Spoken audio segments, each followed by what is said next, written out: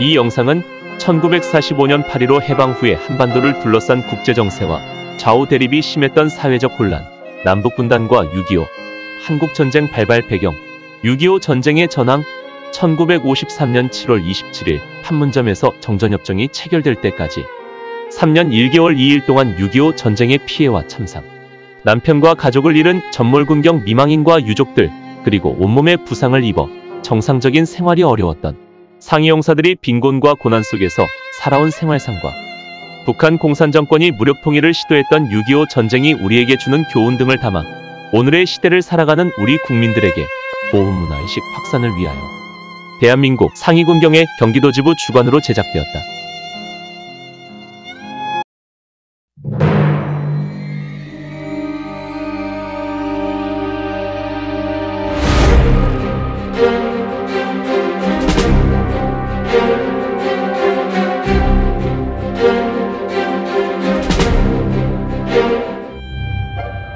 남한 사회는 여전히 혼란스러웠다.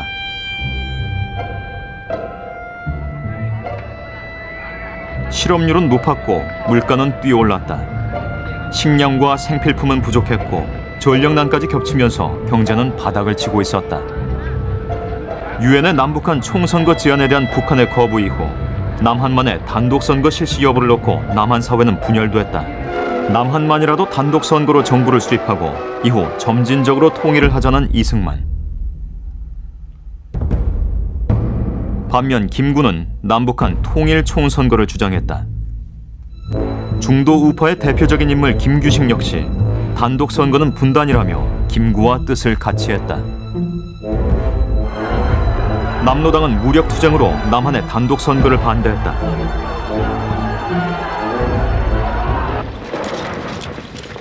총선거를 불과 한 달 앞두고 제주도에서 대규모 소요 사태가 발생했다. 제주도는 4.3 사건이라는 비극에 휘말리게 된다. 4.3 사건의 여파로 제주도에선 국회 선거를 제대로 치를 수 없었다. 군경의 토벌작전은 이듬해 봄까지 계속됐다. 진압 과정에서 좌익으로 몰린 양민들이 억울하게 희생되면서 제주도는 오랜 세월 고통의 섬으로 남았다. 선거를 일주일 앞두고 혼란은 절정에 달했다. 협박과 테러로 많은 사람들이 피살됐다. 총 198명의 국회의원이 선출된 가운데 국회는 다수당인 한민당의 지지 속에 90%가 넘는 득표율로 이승만을 대통령으로 선출했다. 48년 8월 15일 해방된 지 3년. 일제에 의해 주권을 상실한 지 38년 만에 대한민국이 탄생했다. 그러나 그것은 민족의 절반이 제외된 남한만의 정부였다. 김일성을 중심으로 하는 인민위원회가 통치하고 있던 북한 역시 공식적인 정부 수립에 나섰다. 이제 남과 북은 각자의 깃발 아래 따로 서게 된 것이다. 8월엔 남한의 좌익 세력 일부가 비밀리에 황해도 해주에 모였다. 해주에서는 남조선 대표자 회의를 열어 최고인민회의의 남한 대표를 선출했다. 이것은 북한이 한반도 전체의 대표성을 갖고 있다는 것을 보여주기 위한 것이었다. 남한은 정부 수립 후 곧바로 한미 간의 행정 이양식이 이어졌다. 3년간의 미 군정의 시대도 끝이 났다. 이제 모든 것을 한국인 스스로 결정하고 책임져야 했다. 정부 수립에 맞춰 국군이 정식으로 발족했다. 국군의 모체는 1946년 1월 창설된 국방경비대였다. 당시 무장과 편제에 있어 군사 조직이라기보다는 치안 예비 조직에 가까웠다.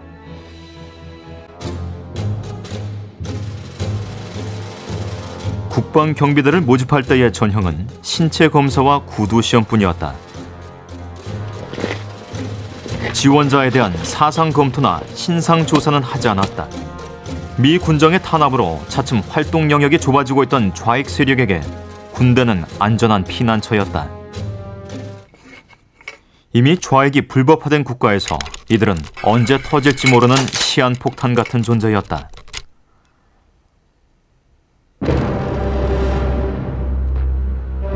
우려가 현실화된 것은 여수에서였다. 제주 사태 진압을 명령받은 14연대 좌익 군인들이 출발 직전 반란을 일으켰다. 당시 경제 악화와 부패한 경찰에 불만이 쌓였던 일부 주민들이 가담하면서 순천까지 반란의 불길이 번졌다. 수백 명의 경찰과 공무원, 우익으로 지목된 사람들이 처형당했다. 출범한 지 2개월밖에 안 되는 이승만 정부에게 여순 사건은 중대한 위협이 아닐 수 없었다. 이승만은 정권의 사활을 걸고 반란군 진압에 나섰다.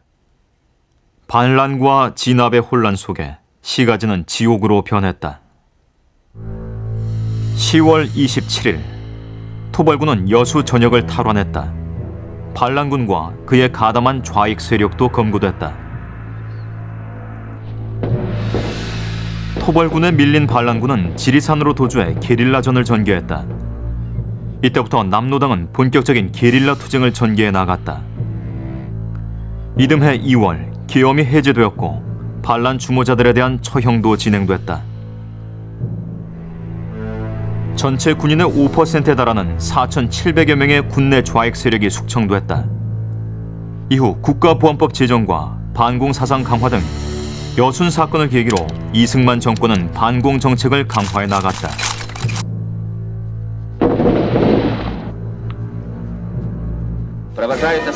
북한 정부 수립에 발맞춰 소련군의 철수도 진행되고 있었다. 48년 말부터 미군도 철수하기 시작했다. 38선의 경비는 남한군에게 맡겨졌다. 남북의 완충 역할을 했던 미소군을 대신해 남한과 북한의 군대가 38선에 마주섰다.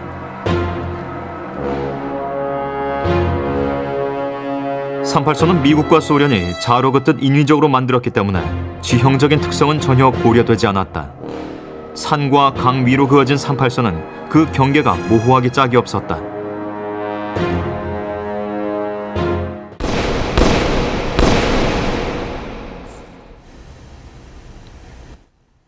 (1949년 6월 26일) 김구가 암살됐다.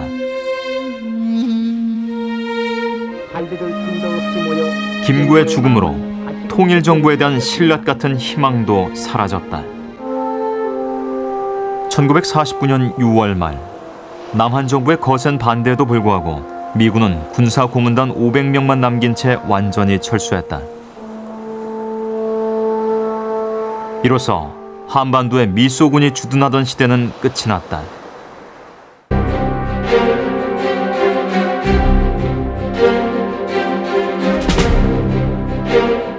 50년 1월, 미 국무장관 에치스는 태평양에서의 미국 방위선을 발표했다. 이것은 국제적으로 커다란 논란을 불러일으켰다. 알류산 열도에서 필리핀을 잇는 방위선 안에 한반도와 대만이 제외된 것이었다. 에치슨 선언이 있은 지 10일 뒤, 스탈린은 한반도의 운명을 뒤바꿀 중대한 결심을 하고 있었다. 스탈린은 북한 주재 소련 대사 슈티코프를 통해 김일성에게 한 장의 극비 문서를 전달한다. 스탈린은 김일성에게 이제 남한에 대해 하고자 하는 일의 준비를 철저히 할 것과 이 일과 관련해 언제든 상의할 수 있고 김일성을 도와줄 용의가 있음을 밝히고 있다. 김일성을 돕겠다는 것은 무력 통일에 동의한다는 뜻이었다. 그즈음 마오쩌둥은 스탈린의 70회 생일 축하 겸 소련과의 관계 정립을 하기 위해서 모스크바를 방문하고 있었다. 이 방문 기간 동안 마오쩌둥은 스탈린과 중소 간의 우호 조약을 체결했다. 상호 방위를 규정한 이 조약으로 소련과 중국 그리고 북한을 잇는 삼각 동맹 체제가 형성됐다. 1950년 3월, 김일성도 모스크바를 방문한다. 이 방문은 스탈린의 요청에 따라 49년과는 달리 비밀리에 이루어졌다. 이 방문에서 스탈린은 전쟁에 대해 최종 허가를 하게 된다.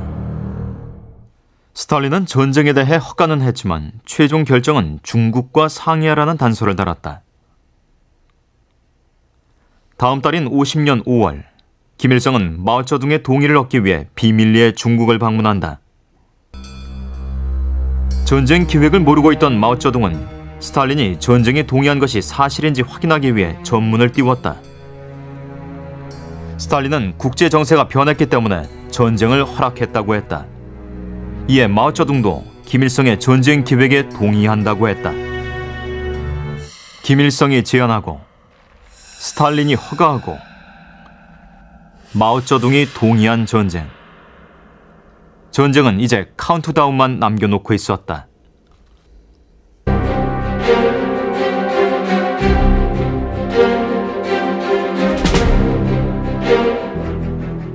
(6.25) 전쟁은 김일성과 스탈린, 마오쩌둥이 치밀하게 모의하고 계획한 전쟁이었다.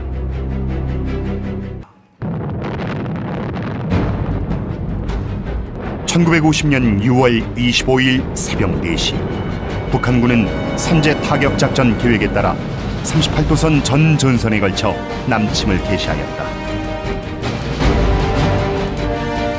북한군은 서쪽의 웅진반도로부터 동쪽으로 개성, 동두천, 포천, 춘천, 주문진에 이르는 38도선 전역에서 공격을 개시하였다.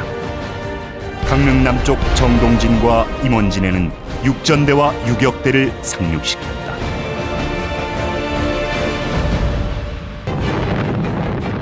한국군은 압도적인 화력을 가진 북한군의 기습 공격을 저지할 수 없었다.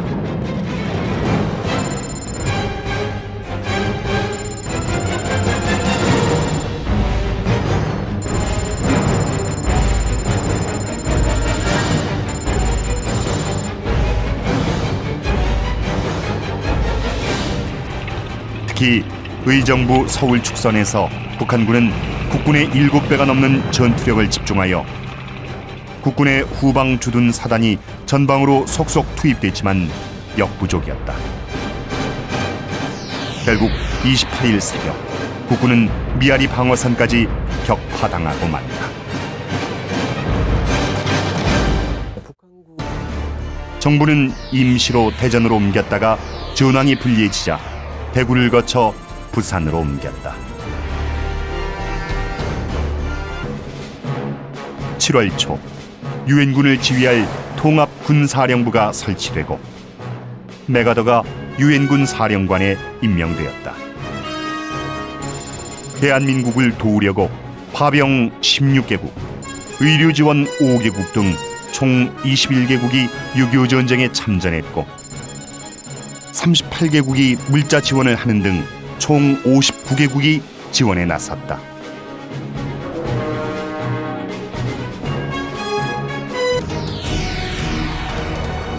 한강이 1차 방어선, 금강이 2차 방어선, 낙동강이 3차 방어선이었다.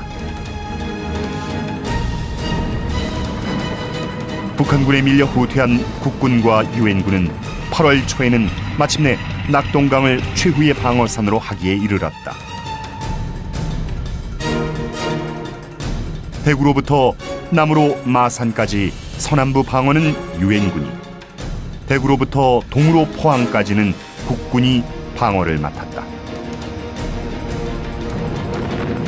국군과 유엔군은 8월 초에서 9월 중순까지 낙동강 전선에서 북한군과 혈전을 계속하였다. 제공권을 완전히 장악한 미군은 북한군에 맹폭을 퍼부었으며 지상에서는 국군과 유엔군이 북한군을 저지하였다. 특히 대구로 통하는 전술적 요지인 대구 북방 22km 지점의 칠곡군 타부동에서는 55일간이나 치열한 전투가 벌어졌다. 고지를 10여 차례나 뺏고 빼앗기며 북한군 2만 4천여 명, 국군과 유엔군 만여 명의 사상자가 나온 전투에서 국군 1사단은 북한군의 공격을 저지하여 대구를 고수하는 데 크게 기여했다.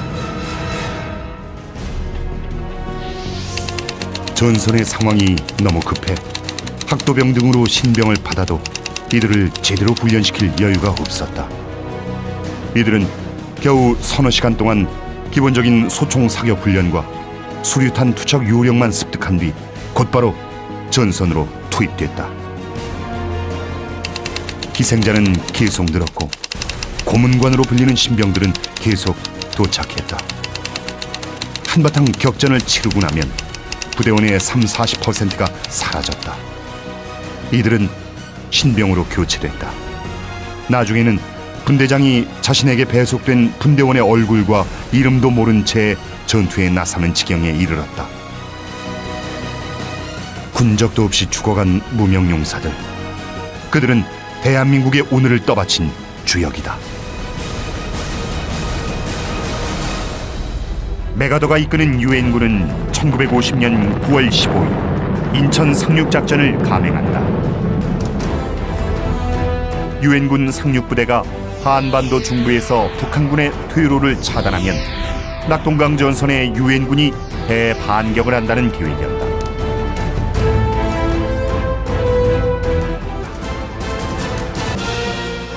유엔군과 국군은 9월 28일 서울을 수복했다.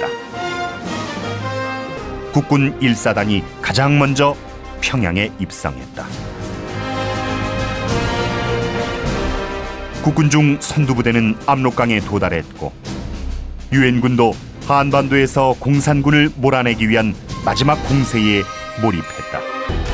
평양을 거쳐 초산까지 진격한 국군이 중공군의 포위 공격을 받았고 운산 북방 구봉산에서도 중공군의 포위되었다.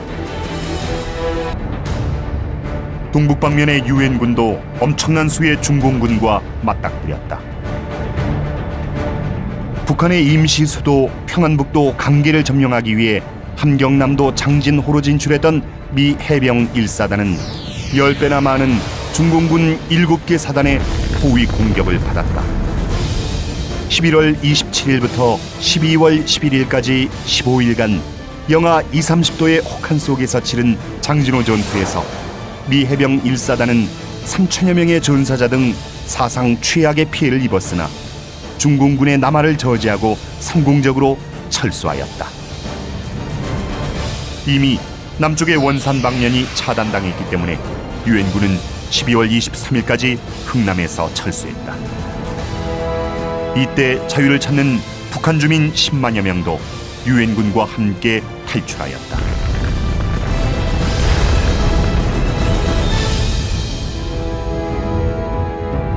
결국 1951년 일사 후퇴로 서울을 중공군에 내주었다. 중공군은 경기도 평택까지 밀고 내려왔으나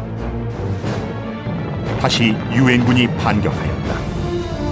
유엔군은 1951년 3월 15일 중공군에게서 서울을 되찾았고 여세를 몰아 3월 말엔 38선을 회복하였다. 1951년 4, 5월 중공군의 춘계 공세 이후 양측 모두 무력으로 상대를 굴복시킬 수 없다는 것이 분명해졌다. 전선은 교착되었으며 휴전이 모색되었다. 경계선은 전쟁 전의 38선이 아니라 정전 시의 군사 접촉선으로 합의되었다. 우여곡절 끝에 1953년 7월 27일 오전 10시 판문점에서 정전협정이 체결되었다. 3년 1개월 2일 1129일 동안 계속됐던 6.25 전쟁은 휴전 상태로 들어가게 되었다.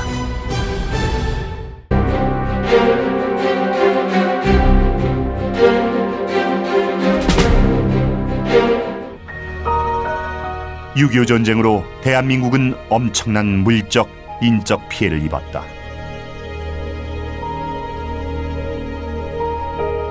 주택과 학교, 공공시설, 도로, 철도, 교량 등 기반시설과 공장 등 각종 산업시설이 파괴되었다.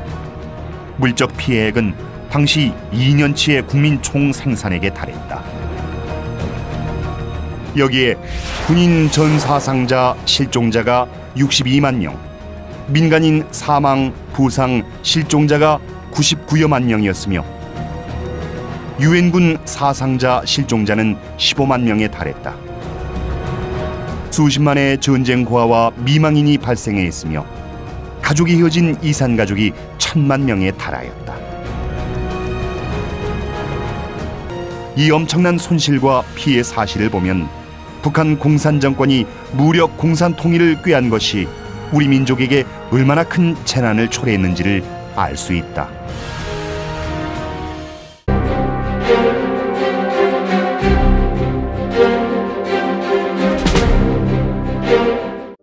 (1950년 6월 25일) 북한의 기습남침으로 인해 발발한 6.25 전쟁에서 나라를 지키다가 세상을 떠난 국군 전사자와 유엔군 전사자들은 모두 17만 8,559명. 그리고 전선으로 떠난 남편을 그리워하며 어린 자식들과 고군분투의 삶을 이어가는 미망인들. 하지만 어려운 당시 나라 상황으로 인해 정부는 유족을 돌볼 수 없었고 미망인들은 남편의 부재로 하루하루 힘겹게 살아가야 했습니다. 공포에 떨며 우는 아이의 울음소리, 이미 무너져버린 우리 가족의 삶의 공간, 피폐해진 이웃들과 마을. 모든 것이 악몽 같았지만 가장 버티기 힘든 것은 배고픔이었습니다. 풀뿌리로 식사를 만들며 하루를 견디고 겨우겨우 죽으로 끼니를 때우던 나날들. 오늘날의 전후 세대는 알까요? 그 시절 배고픔과 서름을.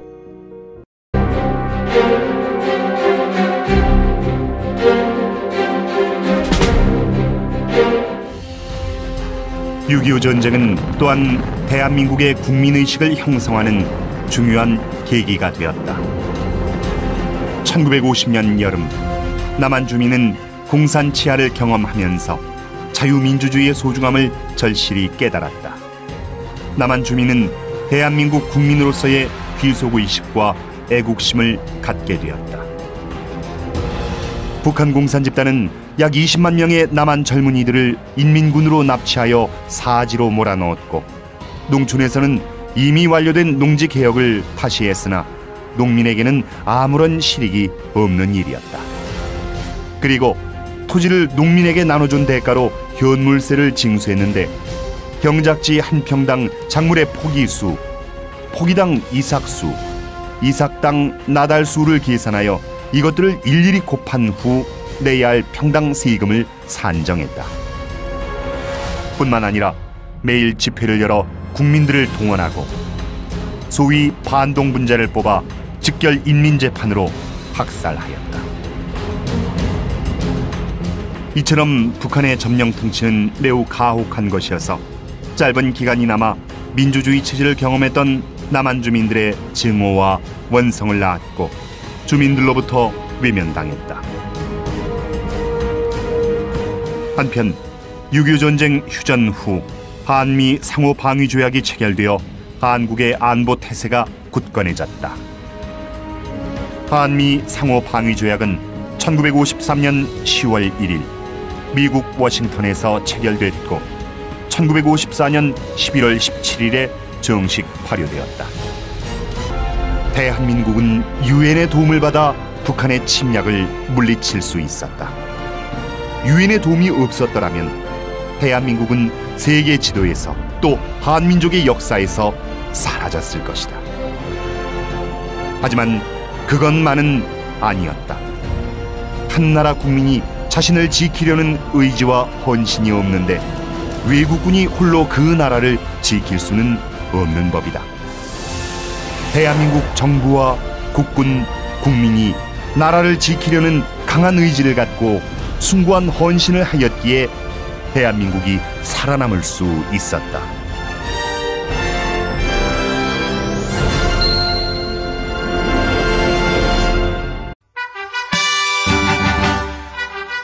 오늘날 우리 국민들이 누리는 자유와 행복은 6.25 한국전쟁에서 조국 수호를 위해 산화한 국군과 유엔군의 헌신과 공헌이 있었기에 존재하는 것이다. 총탄이 빗발치는 전장에서 조국 수호를 위해 헌신한 우리들의 명예로운 희생으로 이 땅에 평화의 꽃이 피어났다. 내 비록 몸은 불편하지만 또다시 조국이 위태로울 때 초계와 같이 이 한 몸 나라에 바치리라.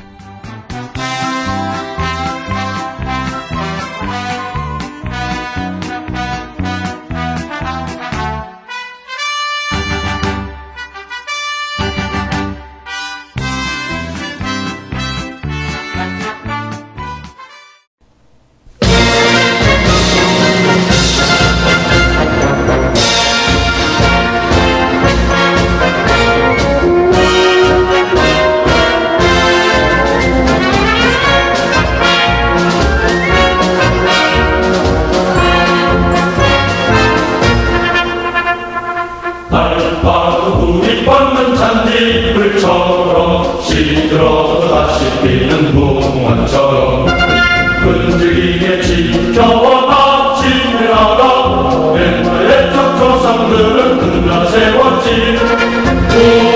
우리도 꿈을 키워 하나로 뭉쳐 힘세고 튼튼한 나라 만드세.